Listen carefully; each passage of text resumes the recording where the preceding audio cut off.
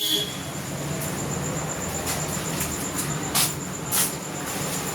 दोस्तों,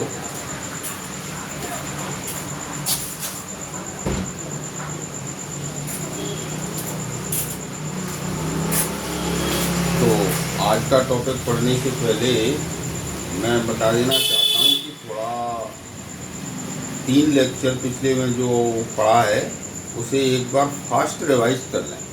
जैसे क्या पढ़ा था, सबसे पहले चैप्टर का नाम था विलियन। विलियन किसे कहते हैं ये था, तो मतलब इसमें देखा था हमने 2 या 2 से अधिक पदार्थों के समांगी मिश्रण को विलियन कहते हैं। विलियन के 2 घटक होते हैं, विलेय और विलायक। इस चैप्टर में विलेय और विलायक बहुत ही महत्वपूर्ण बातें हैं जो पूरे चैप्टर में रहेंगी। तो विलेय क्या होता है, विलियन के अंदर जो पदार्थ कम मात्रा में होता है उसे विलेय कहते हैं, विलियन के अंदर जो पदार्थ अधिक मात्रा में होता है उसे विलायक कहते हैं। फिर एक शब्द आया था हमारे पास, समांगी। समांगी का मतलब होता है कि जब दोनों पदार्थों के कणों के आकार, यानी विलेय और विलायक दोनों के कणों के आकार जब बिल्कुल समान हो जाएंगे तब उसे बोलते हैं समांगी मिश्रण, उसी को बोलते हैं विलियन। उसके बाद देखा था हमने कि विलियन के प्रकार कितने होते हैं, तो इसके लिए हमने अलग अलग बेस लिए थे। जैसे सबसे पहले हमने देखा था कि अवयवों की मात्रा के आधार पर विलियन 5 प्रकार के हुए थे। सबसे पहला था हमारा तनु विलियन। तनु विलियन क्या होता है कि जब विलियन में विलेय की मात्रा कम हो, यानी विलियन हल्का हो, तब उसे बोलते हैं तनु विलियन। जब विलियन में विलेय की मात्रा अधिक हो तब उसे बोलते हैं सांद्र विलियन। जब किसी विलियन में और अधिक विलेय नहीं घोला जा सकता तब उसे बोलेंगे संतृप्त विलियन। जब किसी विलियन में विलेय की मात्रा और अधिक घुली जा सकती है तब उसे बोलेंगे असंतृप्त विलियन। और एक लास्ट अति संतृप्त विलियन, ये थोड़ा सा टिपिकल पड़ेगा, मतलब जब किसी विलियन में संतृप्त होने वाली मात्रा से कुछ और अधिक विलेय घोला जा सकता है उसे बोलेंगे अति संतृप्त विलियन। इसके बाद दूसरा बेस लिया था कि विलायक की भौतिक अवस्था के आधार पर विलियन कितने प्रकार की होते हैं। तो विलायक की भौतिक अवस्था के आधार पर विलियन के 3 प्रकार हुए। सबसे पहला था गैसीय विलियन। गैसीय विलियन में क्या था कि विलायक तो गैस होना चाहिए गैसीय अवस्था में, विलेय किसी भी अवस्था में हो, लिक्विड, गैस, सॉलिड। दूसरा था द्रव विलियन। द्रव विलियन का मतलब कि विलायक जो है वो द्रव अवस्था में होना चाहिए, विलेय किसी भी अवस्था में हो, ठोस, द्रव, गैस। तीसरा था गैसीय विलियन। इसमें विलायक यानी तीसरा था ठोस विलियन। ठोस में क्या होगा कि विलायक ठोस अवस्था में हो, विलेय किसी भी अवस्था में हो, ठोस, द्रव, गैस। उसके बाद हमने एक बेस और लेकर के विलियन के प्रकार बताए थे कि अवयवों की भौतिक अवस्था के आधार पर विलियन कितने प्रकार की होती है। तो आपको मैंने एक डायग्राम से समझाया था, एक तरफ विलेय लिया था और एक तरफ विलायक लिया था। विलेय की 3 अवस्थाएं लिख ली, ठोस, द्रव, गैस। विलायक की भी 3 अवस्थाएं लिखी थी, ठोस, द्रव और गैस।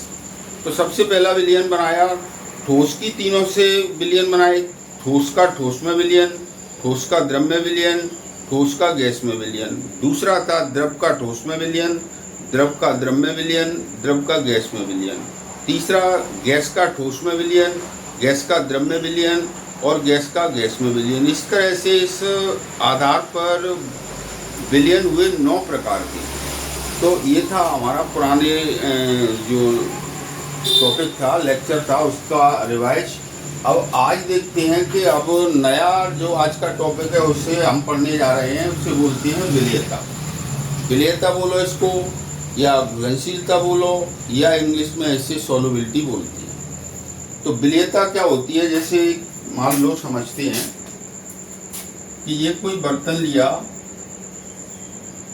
इस बर्तन में विलियन कितना भी हो उसमें से 100 ग्राम विलियन निकालना है हमको। हमने 100 ग्राम ये विलियन ले लिया। 100 ग्राम विलियन में विलेय की जितनी मात्रा घुली होती है उसी को बोलते हैं विलेयता, या इसको बोलते हैं घुलनशीलता। ये फिक्स है कि विलायक कितना होना चाहिए, 100 ग्राम। 100 ग्राम विलायक में विलेय की ग्राम में जितनी मात्रा, अधिकतम मात्रा घुली होती है उससे बोलते हैं विलेयता या घुलनशीलता। तो देखिए इसकी परिभाषा कैसे बनेगी।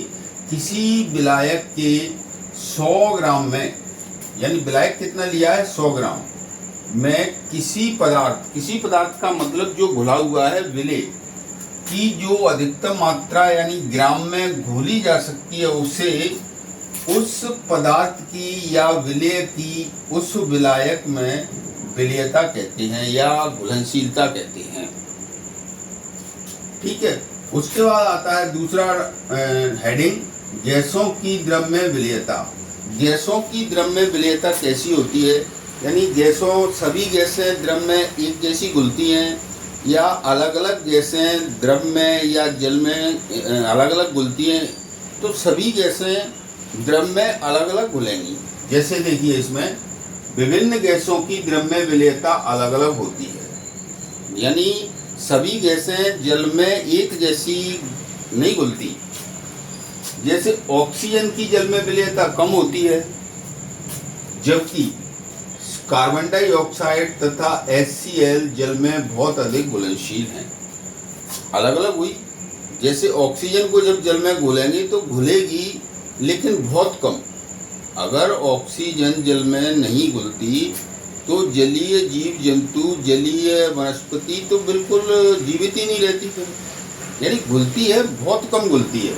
जबकि उसकी अपेक्षा अगर कार्बन डाइऑक्साइड को या HCl को जल में घोलेंगे तो इसकी घुलनशीलता बहुत अधिक होती है।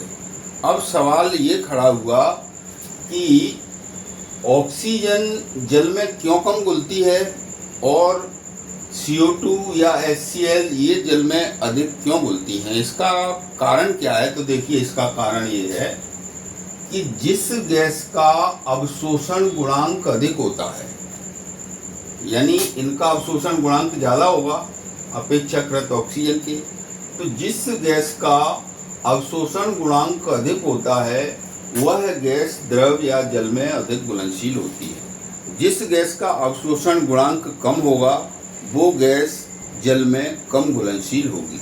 अब फिर सवाल खड़ा हुआ कि ये अवशोषण गुणांक क्या होता है।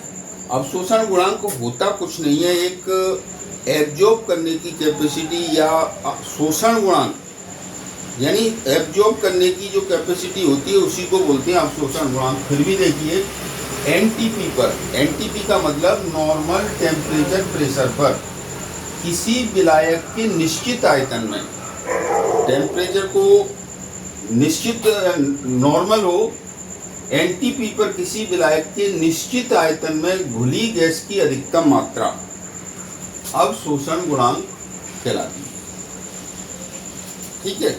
इसके बाद अब गैसों की द्रव्य विलेयता को प्रभावित करने वाले कारक, यानी गैसें जब इनको द्रव में घोला जाएगा तो कौन कौन से फैक्टर्स हैं जो इसको प्रभावित करेंगे। गैसों को जब जल में घोला जाएगा तो कौन कौन से फैक्टर्स इसको प्रभावित करेंगे। तो यहाँ हम देखेंगे कि गैसों की द्रव्य विलेयता को प्रभावित करने वाले कारक या फैक्टर्स निम्न हैं। सबसे पहला फैक्टर्स है गैसों की प्रकृति, यानी जो गैसें हैं जिनको घोलने जा रहे हैं उनकी प्रकृति कैसी होगी तब ज़्यादा घुलनशील होंगी और कैसी होगी तब कम घुलनशील होगी। देखिए ऐसी गैसें विलायक से क्रिया करने वाली, या तो मतलब जिस गैस को घोल रहे हैं वो विलायक से क्रिया करने वाली हो या फिर विलायक में आयनित होने वाली हो। मतलब ऐसी गैसें जो विलायक से या तो क्रिया कर लें या फिर विलायक में यानी जल में घुलने के बाद आयनित हो जाए, तो ऐसी गैसों की घुलनशीलता अधिक होती है। देखिए विलायक से क्रिया करने वाली या विलायक में आयनित होने वाली गैस की विलेयता अधिक होती है, जैसे NH3, ammonia, carbon dioxide, HCl। ठीक है। NH3 प्लस H2O को मैंने HOH लिख दिया, ये दोनों आपस में रिएक्शन किया, NH3 और प्लस एक H मिला के NH4OH अमोनियम हाइड्रोक्साइड बन गया। यानी इसका मतलब है अमोनिया ने जल से क्रिया कर दी और अमोनियम हाइड्रोक्साइड बना लिया। तो इसका मतलब है कि NH3 जल में अधिक घुलनशील होगी। दूसरा CO2 प्लस H2H यानी H2O, जिसने भी रिएक्शन करके H2CO3 बना लिया, यानी ये भी CO2 भी जल में अधिक घुलनशील होगी। तीसरा है HCl, इसको जब पानी में घुला तो हाइड्रोजन और क्लोरीन अलग अलग हो गए, H पॉजिटिव हो गया और Cl नेगेटिव हो गया, यानी आपने अपने आयनों में टूट गई। तो यानी जो गैस विलायक से क्रिया करेगी वो ज़्यादा घुलनशील होगी, या फिर विलायक में घुलने के बाद आयनित हो जाए वो गैस ज़्यादा घुलनशील होगी। दूसरे इसके अपोजिट अगर हम बात करते हैं कि विलायक से क्रिया न करने वाली या विलायक में आयनित न होने वाली गैस की विलेयता कम होगी। पहला फैक्टर समझ में आया होगा।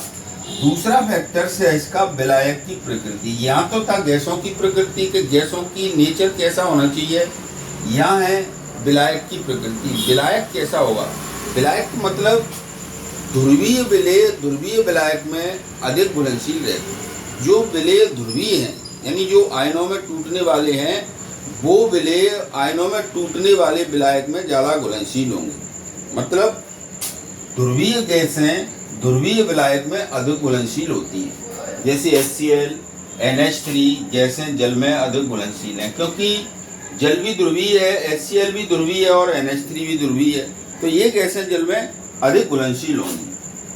तीसरा फैक्टर है ताप का प्रभाव। मतलब इस पर टेम्परेचर का क्या प्रभाव पड़ेगा।